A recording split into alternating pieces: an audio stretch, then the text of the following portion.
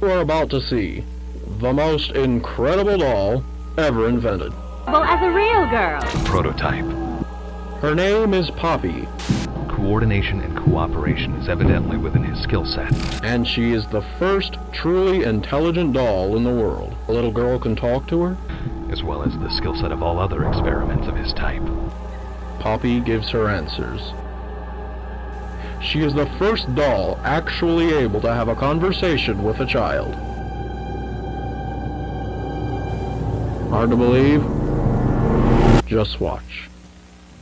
In the past, there have been many horror games who have managed to master the elements of horror, the parts that truly make horror games scary and make you tremble. Only so many games have conquered this feeling, but one did it in a way unlike the others. Poppy Playtime is a horror franchise that was released in October of 2021 and took the internet by storm. It was simple. You, an old factory worker, return after 10 years to find the place abandoned and decayed. And as you explore deeper, strange things begin to happen. Strange things like toys appearing and disappearing, monsters on the loose. Oh, and yeah, maybe the fact that nobody's there. Truth is, it's unsettling. But what makes it so unsettling? That's what we're here to find out, so let's explore the depths of this twisted toy factory.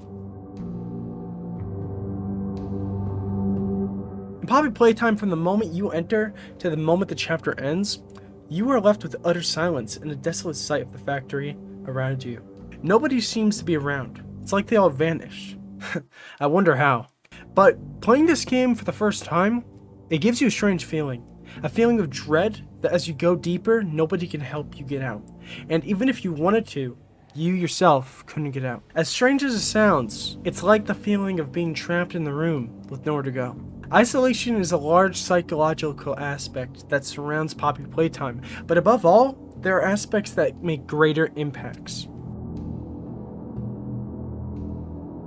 For me, without a doubt, the sounds and atmosphere of Poppy Playtime are amazing. The desolate environment, combined with the sounds of the factory and an unsettling ambience easing in around you, makes for a highly immersive gameplay. It can be scary, and it can make you feel that you might not be alone. Just listen to this clip of audio from Chapter 1 of the game.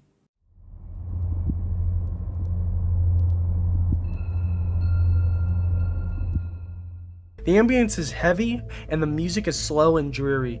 With all these elements combined, along with the childish setting, it makes for a terror-filled environment and atmosphere. Some places worse than others. And while we're on the topic of ambience, don't forget the eerie melodies, the unsettling laughter, and the mechanical noises that occur throughout as you navigate further. Everything combined is enough to keep the player on edge. I know I was, but while the factory and the ambience does make for a better horror experience, it's not the last piece of the puzzle that fully completes the feeling. There is more, so why don't we go check it out?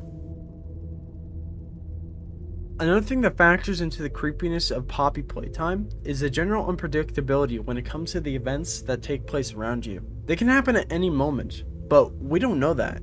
Throughout the chapters, we obviously meet newer and greater threats, but as we explore deeper, if you pay close attention, you may actually see glimpses of monsters spying on you. Huggy Wuggy is a great example of this. Even the other AI like Mommy Longlegs and Catnap show similar traits too. We're always being watched, and that also means we're never safe. The player is always on edge because at every corner and turn, there could be a monster to end your journey early. And speaking of these wonderful mascots, they are a huge part of why this whole freak show is so scary. So I'm going to touch on them a bit more. One of the biggest parts is the uncanny valley feeling. First off, you might be wondering, what is uncanny valley? Well, uncanny valley is, quote, a concept that describes the negative reactions some people have to lifelike robots and computer-generated characters. In other words, the bloodthirsty monsters that roam within the game, monsters like Huggy Wuggy, Mommy Longlegs, and now, Catnap. All three have an eerie look to them, and one side seeming innocent, while the other unsettling and disturbing. This isn't just seen with the monsters, but with the toys littered around the facility too. Point being, in Poppy Playtime, everything is uncanny. And with this being one of the main reasons, it's so unsettling. For me, especially. I said that so weird, didn't I? So that's it. That's my opinion on what makes Poppy Playtime so unsettling. And remember, when all is said and done, this is my opinion, not something that the world has to agree with.